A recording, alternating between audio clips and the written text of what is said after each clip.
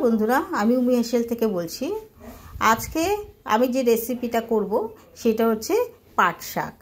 একদম কচি কচি, মানে কি বলবো তোমাকে, খুব ছোট পাট শাক নিয়ে এসেছি। গোটা গোটা পাট শাক, এ দেখো ছোটো ছোটো পাট শাক আছে এখানে 2 আটি বড় আটির। আর এখানে একটা ছোট্ট আলু কুচিয়ে নিয়েছি। আর এখানে চিংড়ি মাছ ভেজে রেখেছি, ছোট চিংড়ি মাছ।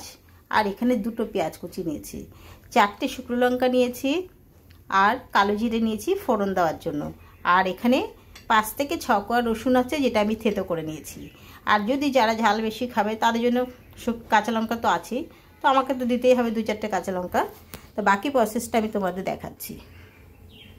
আমি পাট শাকের ঝোলটা করার জন্য এখানে জল বসিয়েছি, সামান্য হলুদ দিয়েছি আর নুন দিয়েছি, দিয়ে জলটা ভালো করে আমি ফুটিয়ে নেব।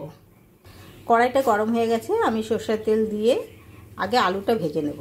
গরম হয়ে গেছে, এবার আমি আলুটাকে ভেজে নেব। আলুটা একদম ছোটো ছোটো করে কেটে নিয়েছি।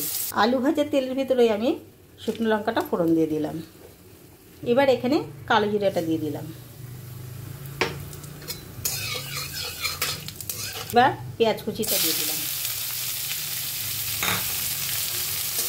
মধ্যেই আমি রসুনটা 5-7 কোয়া রসুন, সেটাকে থেতো করে রেখেছিলাম, সেটা দিয়ে দিলাম। এবার আমি এদিকে শাকটা দিয়ে দিলাম। এক এক করে সব শাকটা আমি ঢেলে দেবো। তো শাকটা সামান্য আমি লাইট করে একদম ভেজে নিয়েছি। এবার এই দেখো নুন আর হলুদ দেওয়া জলটা আমি ঢেলে দিচ্ছি। ভালো করে ফুটিয়ে নেবে জলটা, নিলে তাহলে কি হয়, শাকটা খেতে একটা আলাদা টেস্ট হয়, প্রথম কথা। আর দ্বিতীয় কথা, পানসা হয় না। এবার এখানে আমি এই ছোটো চিংড়ি মাছগুলো দিয়ে দিলাম।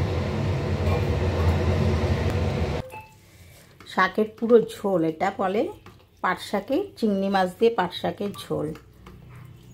আর খেতেও দুর্দান্ত হয়। এটা দিয়েই সব ভাত খাওয়া হয়ে যাবে।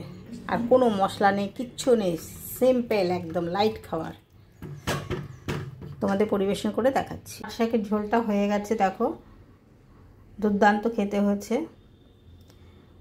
এটা ভাতের সাথে খুব সুন্দর। আর এটা স্যুপ হিসেবেও খেতে পারো, খুব ভালো লাগে। পাট শাক তো খুবই পুষ্টিকর আর পেট ঠান্ডা করে প্রচুর পরিমাণে। যদি তোমাদের ভালো লাগে লাইক করো, কমেন্ট করো, সাবস্ক্রাইব করো। থ্যাংক ইউ, ধন্যবাদ।